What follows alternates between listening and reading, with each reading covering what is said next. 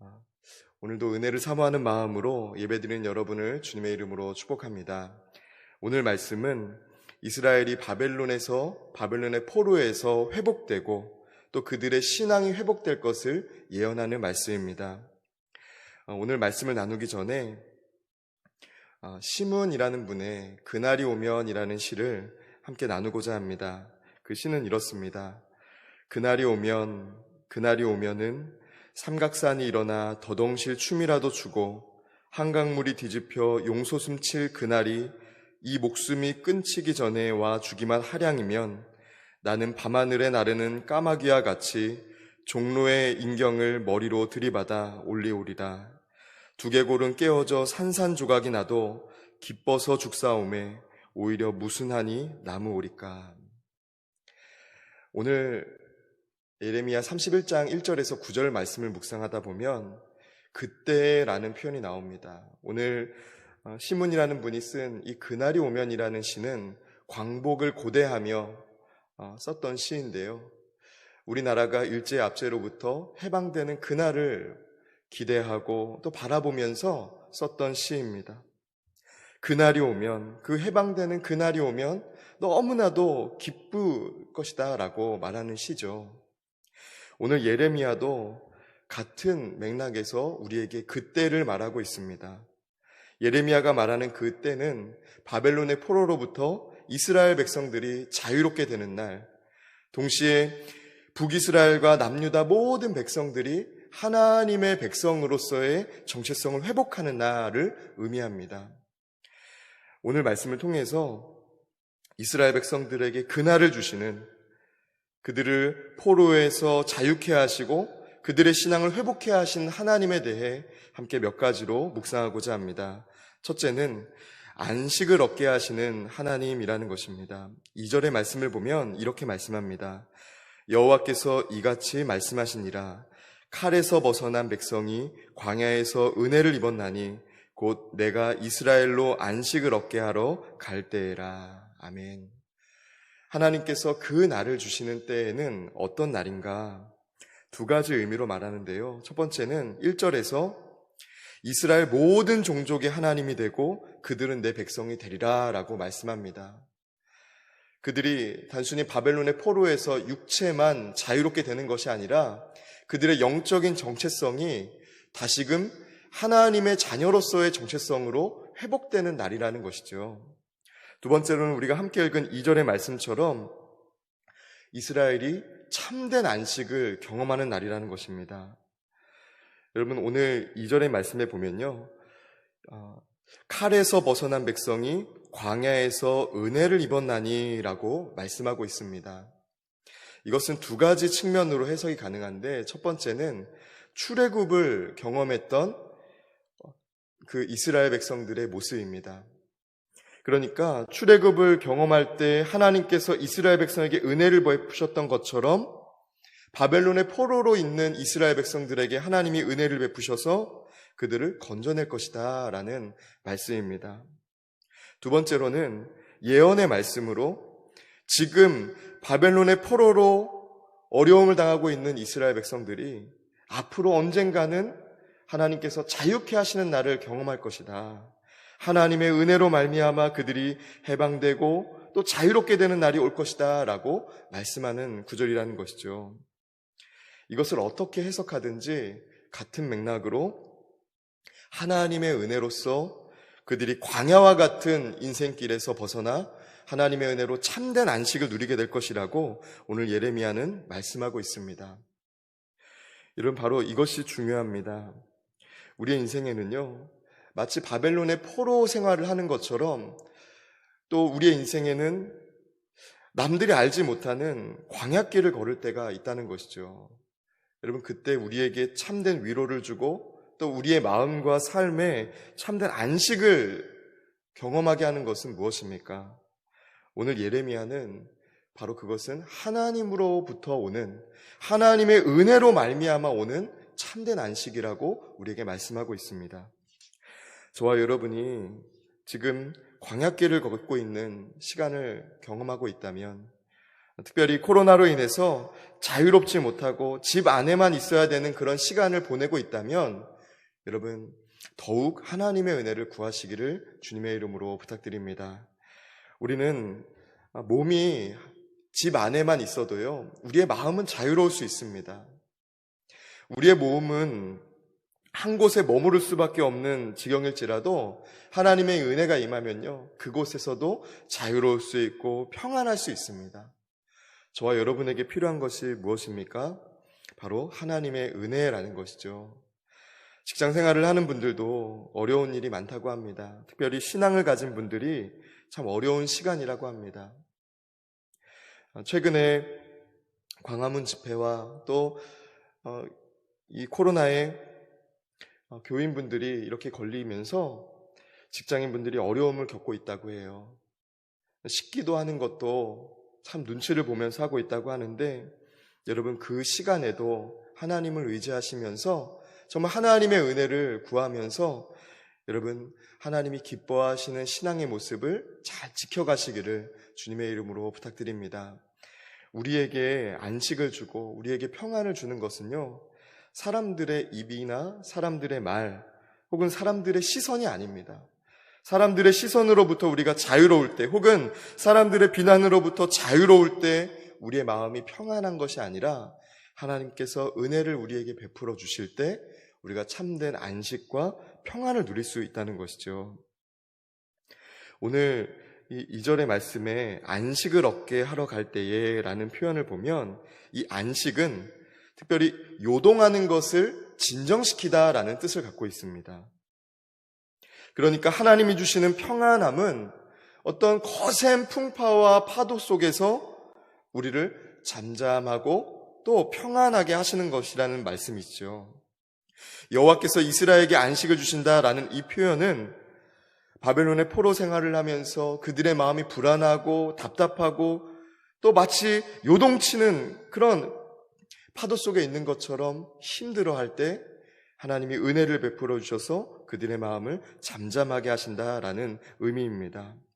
마태복음 8장 23절에서 27절의 말씀을 보면 예수님의 제자들과 예수님께서 배를 타고 가시다가 큰 풍랑을 만난 사건이 나옵니다.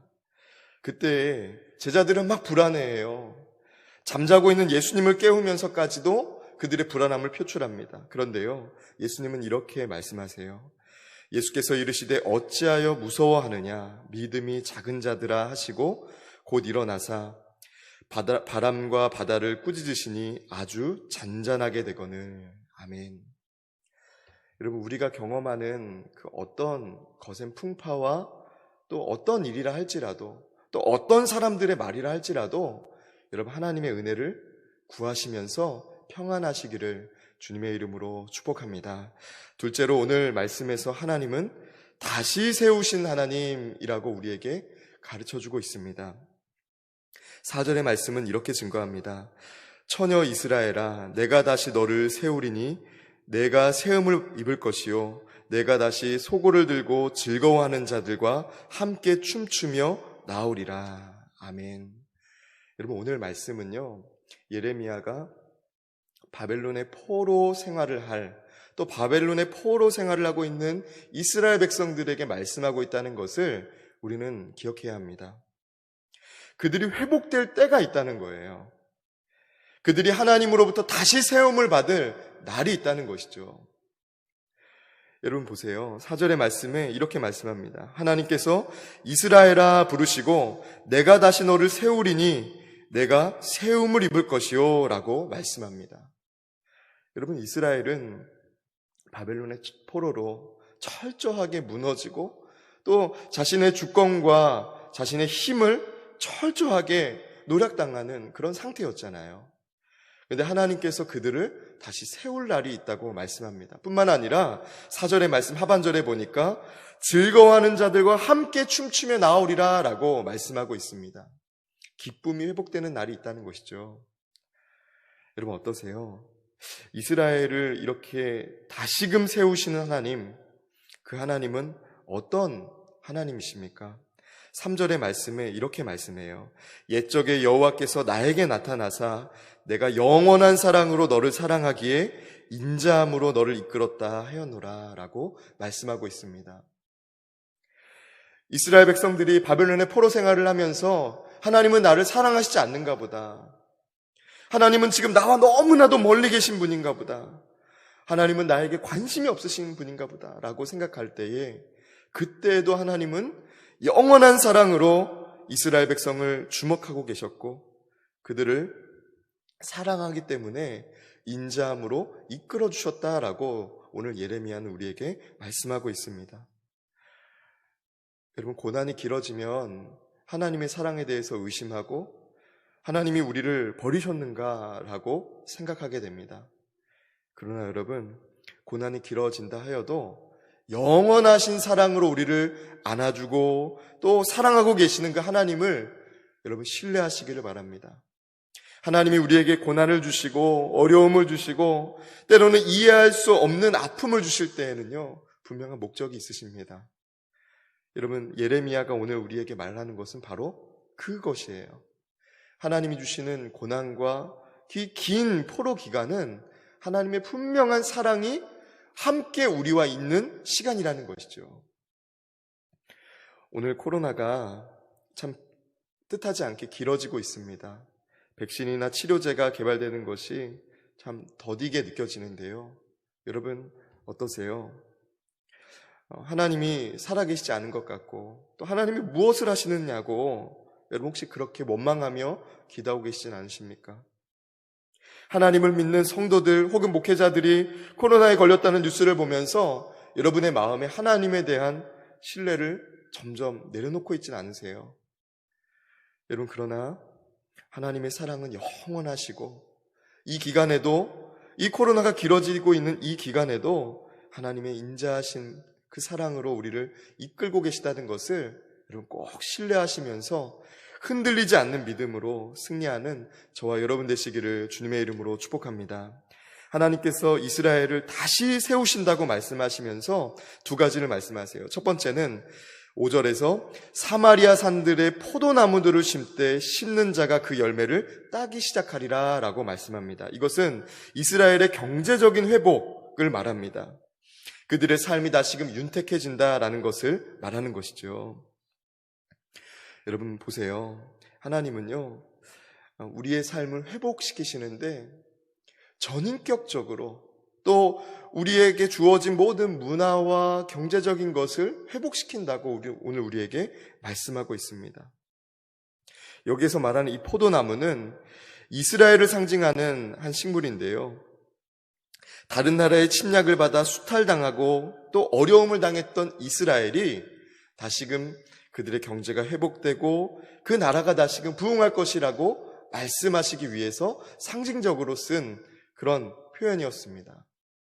여러분, 두 번째로는 6절입니다. 6절에 에브라임이 산 위에서 파수꾼이 외치는 날이 있을 것이라 이르기를 너희는 일어나라 우리가 시온에 올라가서 우리 하나님 여호와께로 나아가자 하리라 라는 말씀입니다. 그들의 신앙이 회복된다는 것을 말씀하고 있습니다. 여러분, 에브라임은 어떤 곳이죠? 에브라임 남쪽에는 베냐민 지파 땅이 있었는데요. 그 경계선에 베델이 있었습니다.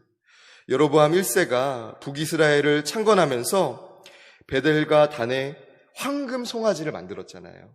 그곳에서 각각 우상을 섬기게 했었는데요. 그러니까 하나님을 섬기지 못하고 우상을 섬기게 했다는 거예요. 여러분, 오늘 말씀 보세요. 파수꾼이 이제 소리를 내는 거예요. 하나님을 어떻게 믿어야 되는지 그 경계를 알려주는 의미로서의 파수꾼이 외칩니다. 너희는 일어나라 우리가 시온에 올라가서 우리 하나님 여호와께로 나아가자라고 외칩니다. 여러분, 시온은 어디예요? 하나님께 예배드리는 곳이잖아요. 이제 우상을 숭배했던 그들의 신앙, 잘못된 신앙, 또 우상을 숭배했던 그들의 잘못된 믿음을 내려놓고 하나님을 예배하는 그런 영적인 회복이 일어날 것이라고 오늘 하나님께서는 예레미야를 통해 우리에게 말씀하고 계십니다. 여러분, 그렇습니다. 하나님께서 이스라엘을 다시 세우시는 모습은 그들의 가정과 경제적인 것과 모든 문화를 다시 세우시지만 가장 중요한 것은요, 그들의 영적인 회복을 일으키신다는 거예요. 여러분, 오늘 우리는 무엇을 놓고 기도하고 있습니까? 여러분은 무엇을 놓고 기도하세요? 오늘 설교의 서론에서 시므온의 그날이 오면이라는 시를 말씀드렸는데, 시므온이 바랐던 것은요, 광복이었습니다. 이스라엘이 오늘 기도하고 기다리는 것은 이스라엘이 바벨론의 포로로부터 자유롭게 되는 것이었습니다. 오늘 저와 여러분에게 그날은 무엇입니까? 여러분이 정말 힘써서 기다리며 기도하고 있는 것은 무엇이세요? 여러분, 하나님께서 우리에게 일으키시는 회복은 바로 영적인 회복입니다. 여러분, 혹시 여러분의 영적인 회복을 위해서 기도하는 그 기도 제목이 없으셨다면 오늘 말씀을 들으시고 여러분의 영적인 회복, 여러분의 가정의 영적인 회복을 위해서 기도하시기를 주님의 이름으로 부탁드립니다. 끝으로 남은 자를 구원하시는 하나님에 대해서 오늘 성경 우리에게 증거합니다. 7절의 말씀은 이렇습니다. 여호와께서 이와 같이 말씀하시니라. 너희는 여러 민족의 앞에 서서 야곱을 위하여 기뻐 외치라. 너희는 전파하며 찬양하며 말하라. 여호와여, 주의 백성 이스라엘의 남은 자를 구원하소서 하라. 아멘. 여러분, 오늘 말씀에서 7절의 말씀을 보니까요, 기뻐 외치라, 또 찬양하며 말하라 라는 이런 표현이 나와요. 근데 성경에서 이 표현들은 하나님께서 연약한 인간들을 위해서 어떤 일을 행하실 때에만 쓰는 표현입니다. 그러니까 오늘 말씀을 통해 보자면 하나님께서 자신의 힘으로는 바벨론의 포로로부터 자신의 인생을 건질 수 없는 연약한 이스라엘 백성들을 위해서 크신 일을 베푸시니까 그 하나님을 찬양하고 그 하나님께 감사와 기쁨을 올려드리라는 말씀이시죠.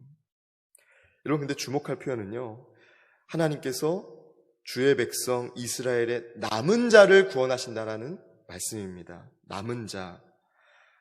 여러분, 그리고 8절의 말씀을 보니까 이렇게 말씀해요. 그들 중에는 맹인과 다리 저는 사람과 잉태한 여인과 해산하는 여인이 함께 있으며 큰 무리를 이루어 이곳으로 돌아오리라 라고 말씀하고 있습니다. 여러분, 이 네 부류의 사람은요, 구약의 성전제사 규례 혹은 성전봉사와 관련되었을 때 여러분, 이 사람들은 소외되었던 사람들이었어요. 하나님께로 나아갈 자격이 아예 없는 사람이었습니다. 레위기 21장에 있는 말씀을 보니까요, 이 사람들은 절뚝발이거나 혹은 맹인이면 하나님 앞에 나아갈 자격이 아예 없었던 존재였습니다. 해산하는 여인도 불결한 자로서 간주되고 어느 정도 기간이 지나 있어야만 성소에 가까이 나아갈 수 있었습니다. 여러분, 근데 보세요. 아까 파수꾼이 외쳤던 우리가 여호와께로 나아가자라는 이 표현에 하나님께로 가까이 나아가자라는 이 외침에 이 네 부류의 사람들도 포함되었다는 거예요. 어떤 사람도 소외 없이 그가 가난하든 아니면 병든 자든 아니면 어느 장애가 있든 그의 인생이 하나님 보시기에 연약한 때가 있어서 혹은 조금 죄가 있었든 하나님께서 그들로 하여금 하나님께 나아올 기회를 주신다는 거죠. 여러분, 어떠세요? 우리는 예수 그리스도를 우리의 구원자로 고백하는 신앙을 가진 성도입니다. 오늘 우리는요, 어떤 인생을 살고 있든, 우리가 가난하든, 아니면 우리가 계획한 일들이 철저하게 실패하고 있든, 아니면 우리가 남들이 보기에 의롭지 못한 상태에 있든, 예수 그리스도를 의지하는 믿음만 있으면 하나님께로 가까이 나아갈 수 있잖아요. 여러분, 가정에서 영상으로 예배를 드리시든 아니면 여러분이 너무나도 시간이 없어서 직장으로 출근하는 길에 예배를 드리시든 여러분, 하나님 남은 자를 구원하셨듯이 오늘 이 네 가지 부류의 사람들에게도 하나님 구원의 은혜를 베푸셨듯이 오늘 제 영혼이, 저의 삶이, 저의 가정이 다시금 하나님의 기쁨을 회복하는 영적인 구원이 일어날 수 있도록 하나님 은혜를 베풀어 달라고 그렇게 기도하시는 저와 여러분이 되시기를 주님의 이름으로 축복합니다. 여러분, 마지막으로 9절의 말씀을 보니까요, 이렇게 고백하고 있어요. 그들이 울며 돌아오리니 나의 인도함을 받고 간구할 때에 내가 그들을 넘어지지 아니하고 물 있는 계곡의 곧은 길로 가게 하리라 라고 말씀하고 있습니다. 여러분, 물은 이스라엘, 특별히 광야에서 굉장히 중요한 의미를 갖습니다. 생명과 직결되는 그런 요소잖아요. 그런데 여러분 보세요. 오늘 이스라엘 백성들이 바벨론의 포로로부터 돌아올 때 하나님이 안전하고 또 그들의 필요를 채우시면서 그들을 인도하시겠다라고 말씀하고 계신 거예요. 그들의 인생이 회복되고 그들의 가정과 그들의 민족이 회복될 때 하나님께서 그 필요를 채우시고 그들을 안전하게 지켜주시겠다라고 말씀하고 있는 거죠. 저는 이 표현이 참 은혜가 되더라고요. 내가 그들을 넘어지지 아니하고 물 있는 계곡에 곧은 길로 가게 하리라 라는 이 표현이 참 은혜가 되더라고요. 여러분, 하나님께 여러분의 영적인 회복, 가정의 회복을 위해 기도하시기 바랍니다. 그런데요, 하나님, 오늘 이 구절의 말씀처럼 하나님, 제가 흔들림 없이 하나님께서 은혜를 베푸실 때 흔들림 없이 그 길을 걸어갈 수 있도록, 하나님, 하나님께서 필요를 채우시는 것을 경험하며 회복될 수 있도록 하나님, 저를 붙들어 주세요. 우리 가정을 붙들어 주세요 라고 기도하시길 바랍니다. 이스라엘을 바벨론의 포로로부터 건지실 뿐만 아니라 그들을 곧은 길로 안전하게 인도하셨던 그 하나님이 오늘 저와 여러분의 하나님이신 줄 믿습니다. 9절 하반절에 보니까요, 하나님은 다시 한번 자신을 이렇게 말씀합니다. 나는 이스라엘의 아버지요, 에브라임은 나의 장자니라. 아멘. 에브라임은 우상을 숭배하면서 하나님과 멀어졌던 사람이잖아요. 그런 땅이잖아요. 근데 하나님은 다시금 그 땅을 나의 아들로, 나의 장자라고 여기시고 이스라엘 백성을, 그 믿음을 잃어버렸던 그 이스라엘을 다시금 나의 자녀, 나의 백성으로 삼아주고 계십니다. 오늘 말씀 맺도록 하겠습니다. 여러분, 여러분에게 그날은 무엇입니까? 여러분이 정말 기도하고 있고 기다리는 그날은 무엇입니까? 코로나가 끝나는 날이세요? 아니면 여러분 어떤 자녀들이나 또 여러분의 가정에 중요하게 계획한 그런 날이세요? 여러분, 오늘 말씀을 묵상하시면서 여러분의 가정의 회복, 믿음의 회복, 또 영적인 회복을 위해서도 기도하시기를 주님의 이름으로 축복합니다.